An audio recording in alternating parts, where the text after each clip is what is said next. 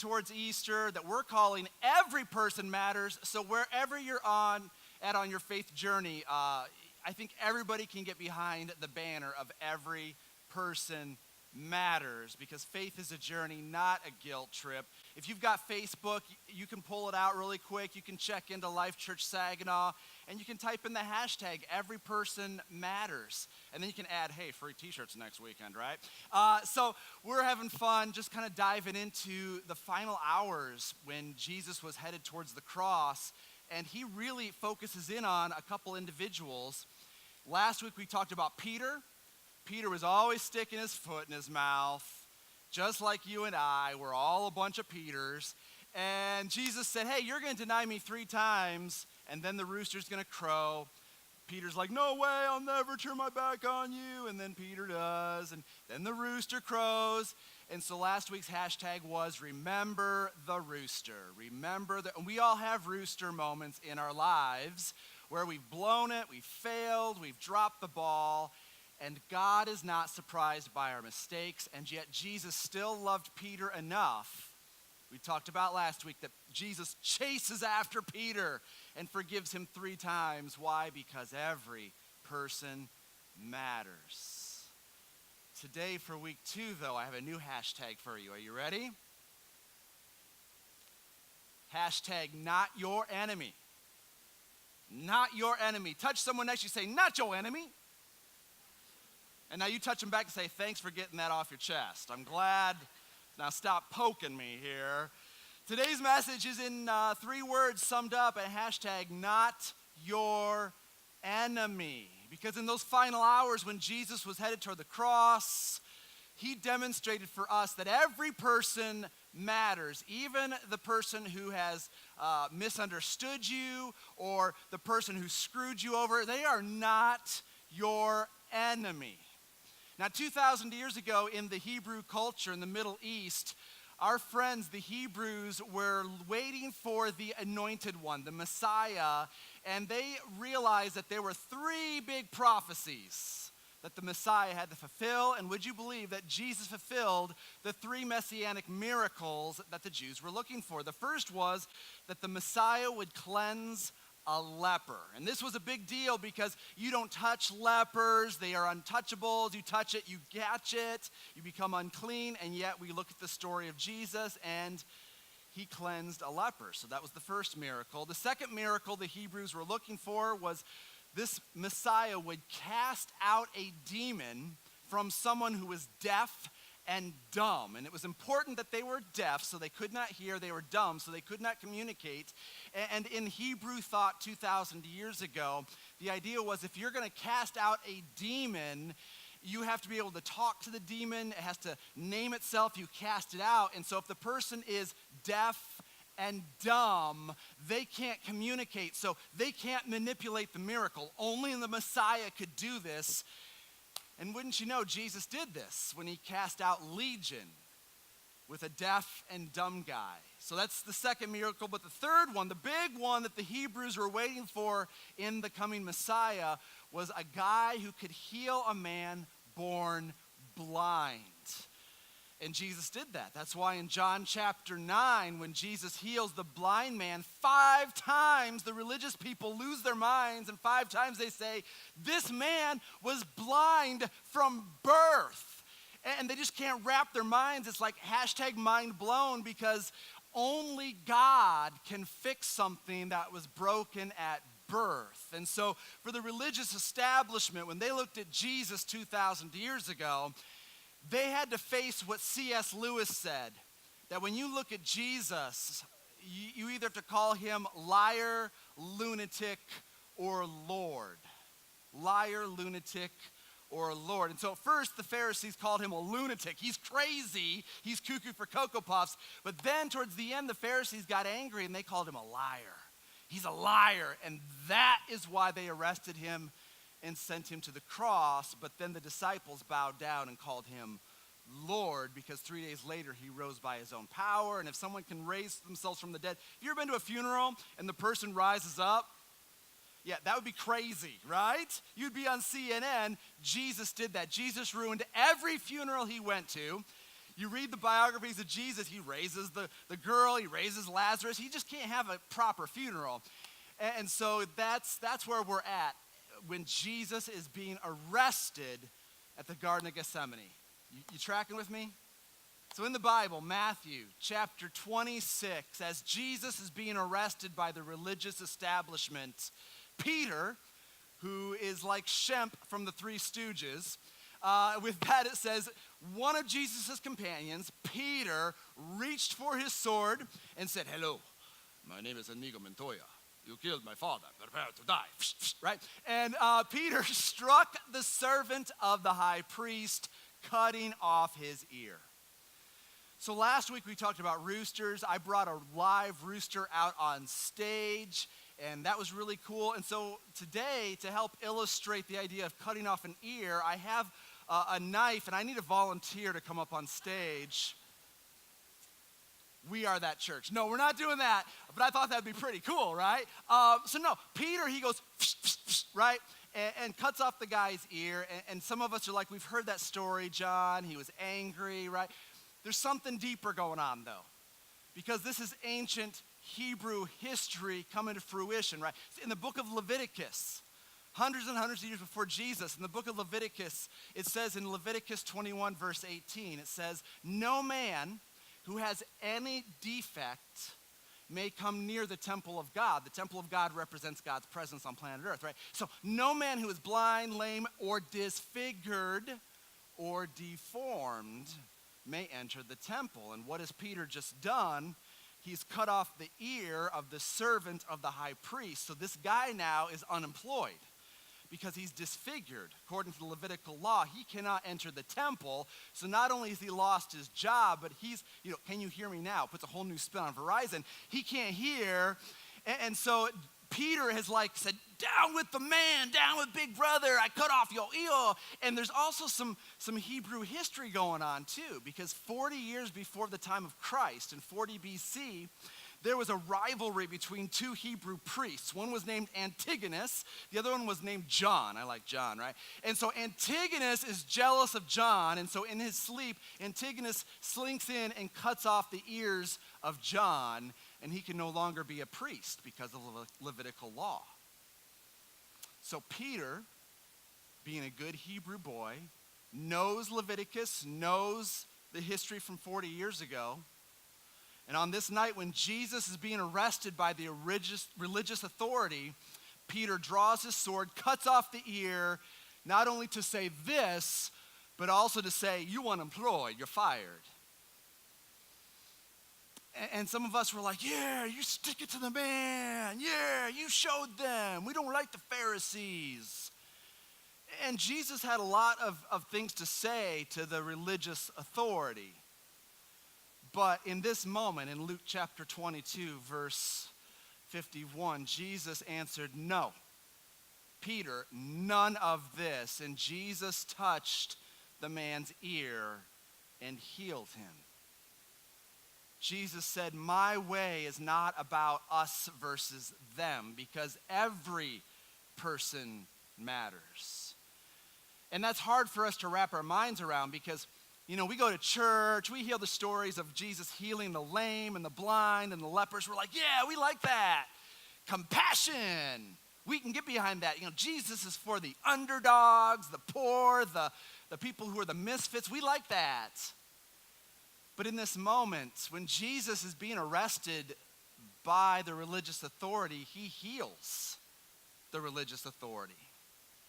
He doesn't fight back because every person matters, even the powerful and the wealthy and the overly religious.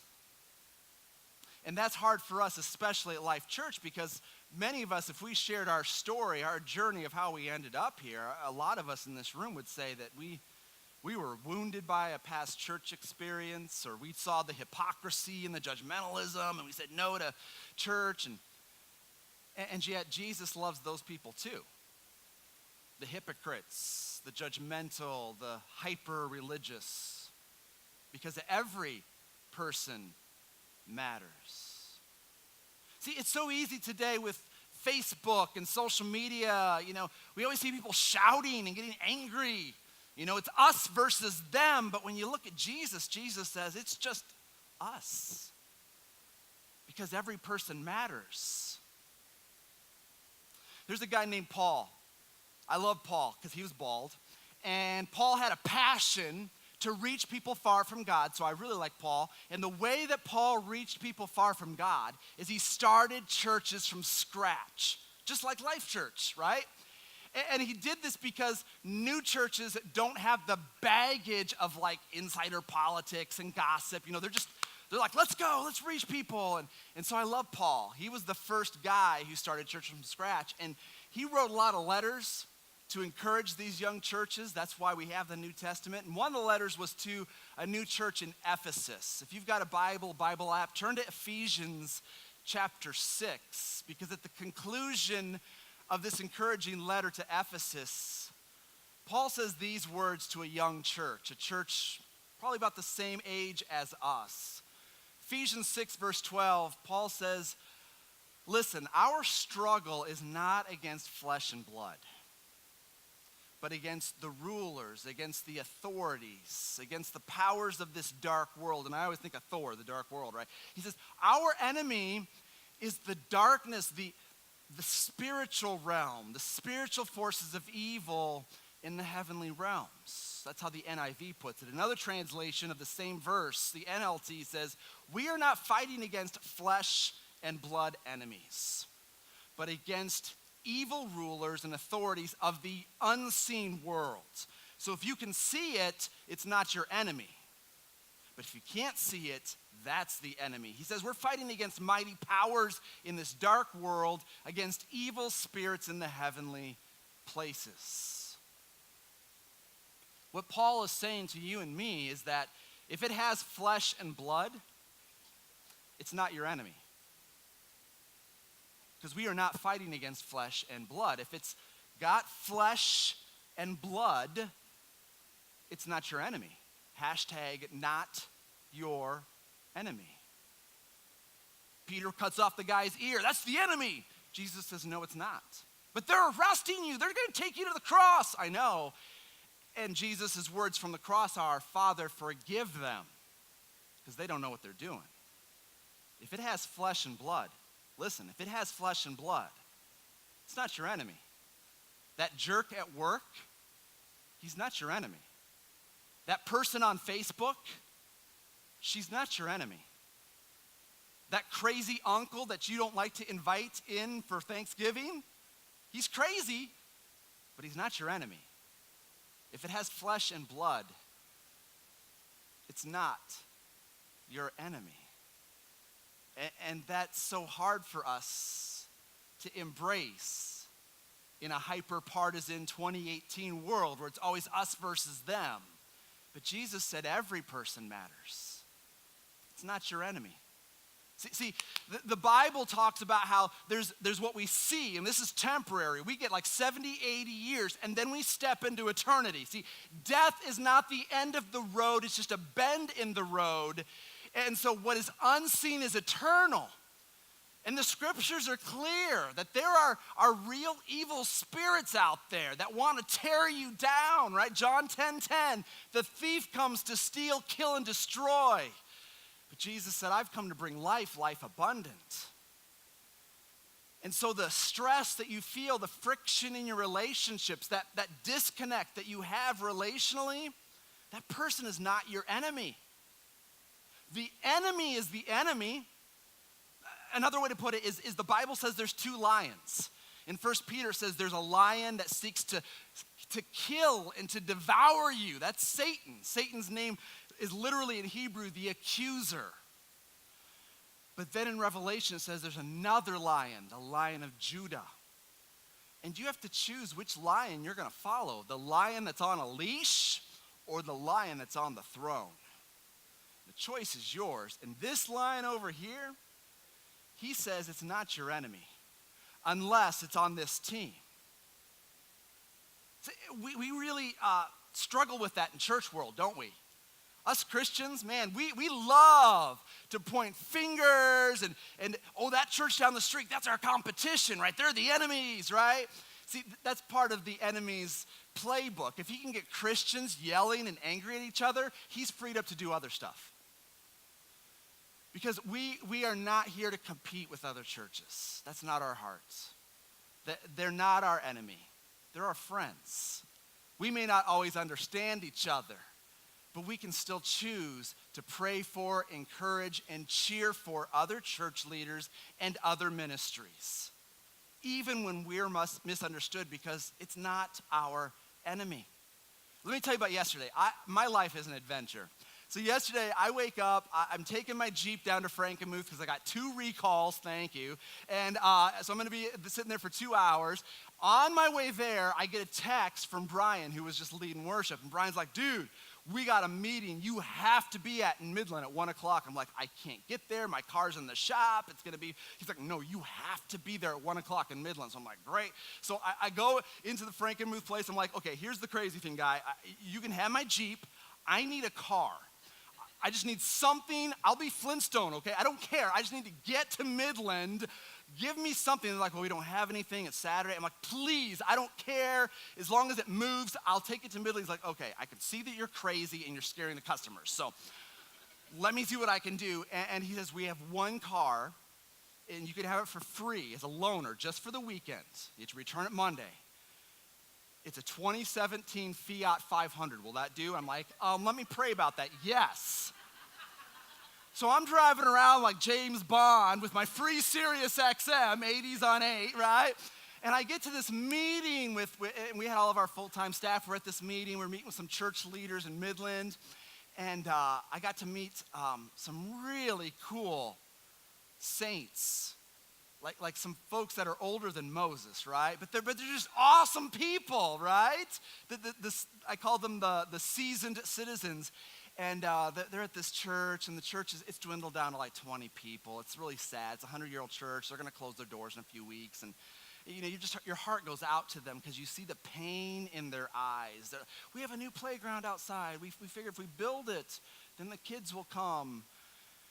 And I met this sweet old lady. Her name's Jenny. She just got her driver's license. I said, how old are you, Jenny? She goes, 100. I'm like, we got to talk to the state of Michigan. But she was like this spunky, like she was all 4 Golden Girls rolled into one. And I just got to hear her heart for Jesus and for her church. And then there's this old guy, and he's wearing a World War II veteran's hat, so I wanted to shake his hand. And he said his name was Bob. I go, Bob, wow, thanks for serving. He goes, I'm 91. And you see this little old lady? And he's pointing to Jenny, the 100-year-old. And I go, yeah. And he goes, that's my girlfriend. I'm like, that's awesome, right? And I just got to hear their hearts, these saints. And man, they love the Lord. There's like 20 of them that gather in this huge building in Midland. And they said, man, we haven't seen any new people come through our doors in years. He said, we have funerals, but we don't have baptisms. You know, we have sermons, but we don't have any children. And he said, we just don't understand why the children won't come to church. And it just broke my heart. And here's why. Because right now, just in our Life Junior area, you know, infants through kindergarten, there's more kids right now at 10 a.m. checked into Life Junior than that entire church. And that breaks my heart for them. And it breaks my heart for some of us because we take this for granted. We take Life Church for granted. We just assume it's always been this way. We're only 4 years old, people. We just assume, oh, other churches are experiencing what we're experiencing. No, this is not normal. And we should not take this for granted. And we should always see other ministries and other churches not as our enemy, but as our friends and as our neighbors. And we should seek to bless them, not to compete with them. Because if it has flesh and blood, it's not our enemy. And grace is all. See, Jesus loves bringing people together. And in Matthew 18, he prescribed a simple formula for how to bring people together. And listen, this is like kindergarten Sunday school stuff. And yet, even as adults, you and I struggle with how to bridge the gap when we have a falling out with someone. It doesn't have to be us versus them. It can be just us if you and I are willing to own that every person matters and they are not the enemy.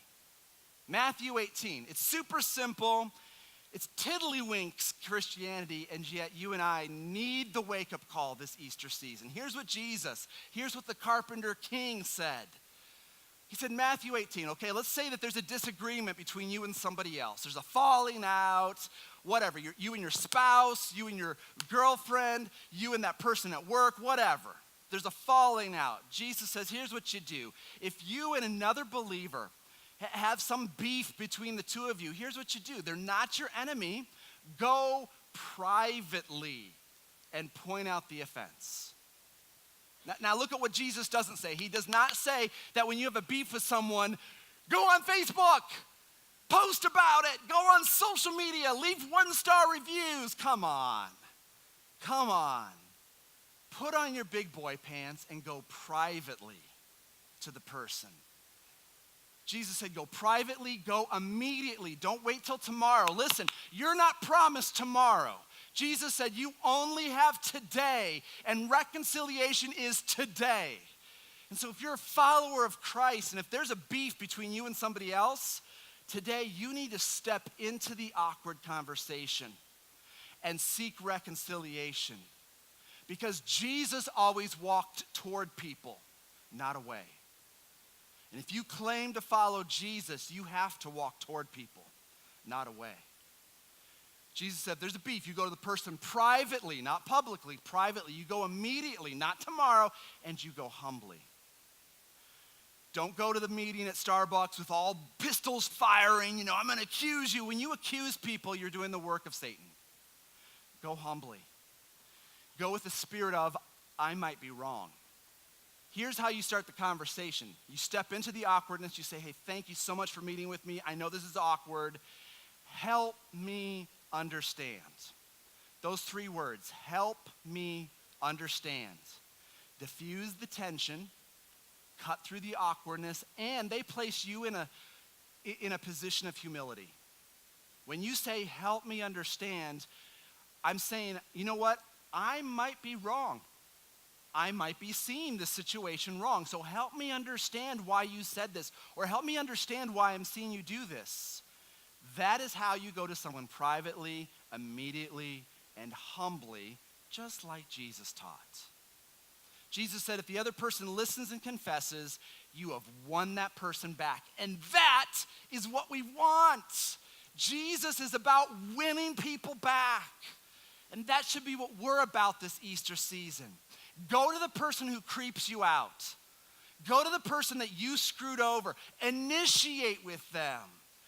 Privately, immediately, humbly, because they're not your enemy and every person matters. But then there's level 2.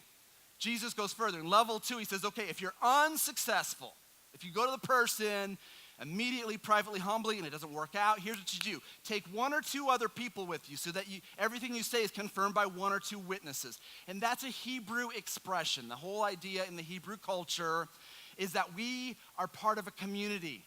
Okay, so if there's a disagreement between you and you, it doesn't just affect you and you, it affects us. And so in Hebrew thought is you bring in members of the community to seek reconciliation, not lawyers, but peacemakers. That's level 2. And then Jesus goes to level 3. He says, if that doesn't work, if the person still refuses to listen, take your case to the church. And you and I, we've heard horror stories from other churches. Maybe I've experienced it, where take your case to the church meant you bring someone up on the stage and you publicly shame them. Shame, shun the unbeliever, right? And we're going to do that today. No, I'm kidding. No, I've been shunned, right? I'm being shunned right now by a church in Cairo. It's awesome, right? It seems to be working, doesn't it, right? We don't shun. Okay, because who would Jesus shun? Right? That's not found in the Bible. That's stupid. Jesus always walks toward people, not away. So bringing your case to the church means you make a phone call to a church staff member and ask them to help bring reconciliation. And our staff, we got an awesome staff team. They would love to carve out time to help you walk forward towards someone. That's what it means to take your case to the church. And then if he or she still won't accept the church's help, treat that person as a pagan or as a corrupt tax collector. And too many of us have heard the horror stories of churches that kick people out or they shun the person. That's not what this verse means. To treat someone as a pagan or a tax collector, how did Jesus treat pagans and tax collectors? Did he push them away? No. Jesus had compassion and he pursued pagans and tax collectors. Hello, Zacchaeus. Have you heard the song? Luke chapter 19, Zacchaeus, he was a wee little man. Wee little man was he. He climbed up in a sycamore tree for the Lord he wanted to see. I'm just seeing who the Baptists are in the room, right? Because the Presbyterians are like, I don't know this, all right? Peace be with you. So Zacchaeus is this corrupt tax collector. It's a parade. Jesus is the grand marshal, and he looks up in the tree and says, hey, Zacchaeus, hey, Zach, party at your place. Let's go, holla, holler. Because Jesus walks toward people, not away. In Matthew chapter 8, Jesus is at Capernaum. He sees Levi, the tax collector, the pagan. Nobody wants to be around Levi. And what does Jesus do? He walks straight up to Levi and he says, hey, follow me. Levi drops everything, follows Jesus, becomes Matthew, and writes the first gospel. That's how you treat pagans and tax collectors. Not with shunning, but with pursuing. Because every person matters. And if they have flesh and blood, they're not your enemy. So let me bring it on home by telling you a true story, okay? I'm going to invite Brian to come up. He's going to play some mood music, give you the goosies. True story, right? So we started the church from scratch in 2013. When you try, everybody says, well, what's the hardest part of starting a church from scratch? No people, no money, no nothing. And I always say, everything. Everything is hard about doing that, right? So for the first 19, 20 months, we would be excited if 30 people showed up, right? And then when we moved into this facility, this golf center, that's when things kind of took off. And so right around that time when things were taking off for us, this guy shows up with a beard, lumberjack beard. His marriage is on the rocks. He and his wife are not even together in church. She's going to a separate church. It's like really messed up. And we just kind of welcome him, and we just say, hey man, you're welcome here. Everyone's welcome. Nobody's perfect. And he has a radical experience with the living Christ. And he says to his estranged wife, you've got to come to church with me. She comes to Life Church. She discovers a fresh, new journey with Christ. And a few months later, we have the honor of baptizing them here at Life Church. And they get involved, serving and being part of leadership. And then they get into a small group, and this small group has, one or two like gossips. You know how sometimes people, they say that we have a prayer request. It's gossip, right? You know that? One of the things we teach here at Life Church is that here at Life Church, everyone's welcome, nobody's perfect, and we have a no gossip policy. And people who love God, they love that there's a no gossip policy because they know that this is a safe place where you can be real and authentic and nobody's gonna chatter about you. And then the people who are over-saved, over-religious, they quickly get filtered out because they like to gossip. So my buddy, this friend, he gets into this small group and there's some poison, right? There's some gossip. And gossip is anytime you share something negative to someone who is not in a position to fix it, okay? So when I say, oh man, did you see what Pastor John was wearing at church? That's a negative being shared to a hairdresser who has no power to fix it. That's gossip, right? But when you share a negative to a leader who can fix it, that's not gossip. That's handing up a negative. So at Life Church, we teach our people hand up negatives and hand down positives, right? We don't gossip about each other. We're in this together, right? So unfortunately, my friend, he falls into this pocket of poison.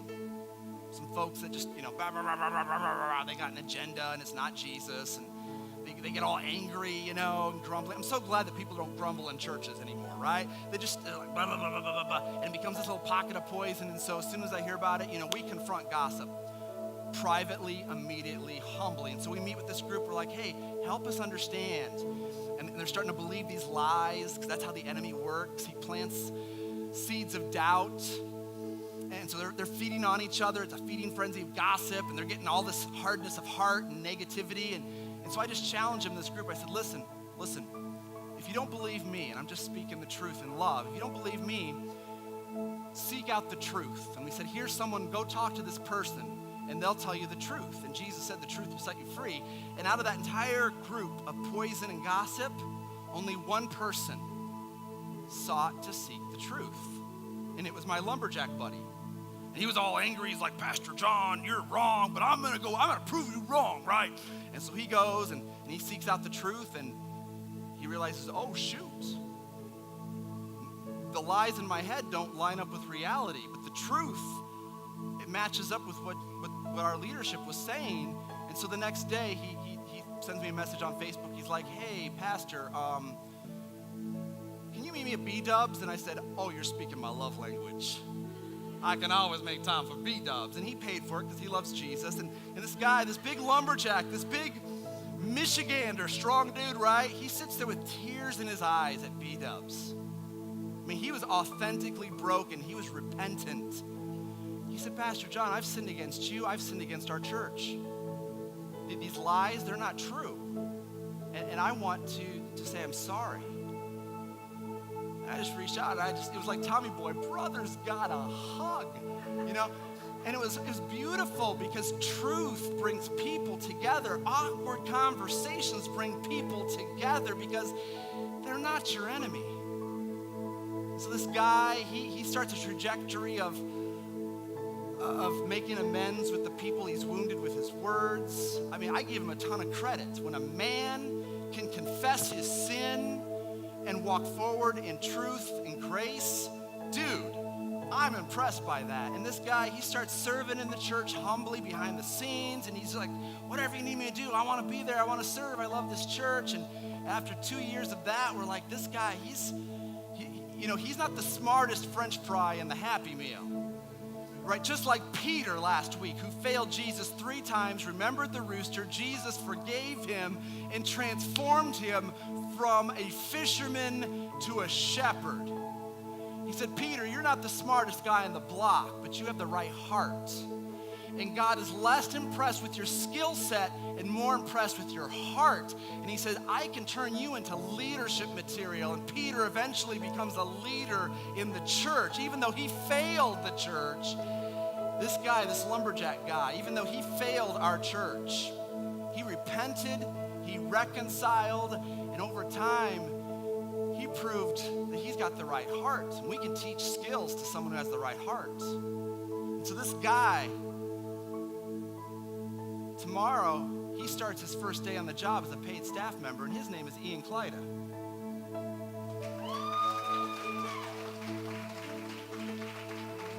And here's why I share that story, because what Jesus taught in Matthew 18 is true. That person is not your enemy. What Jesus demonstrated when he healed the man's ear is true. Every person matters.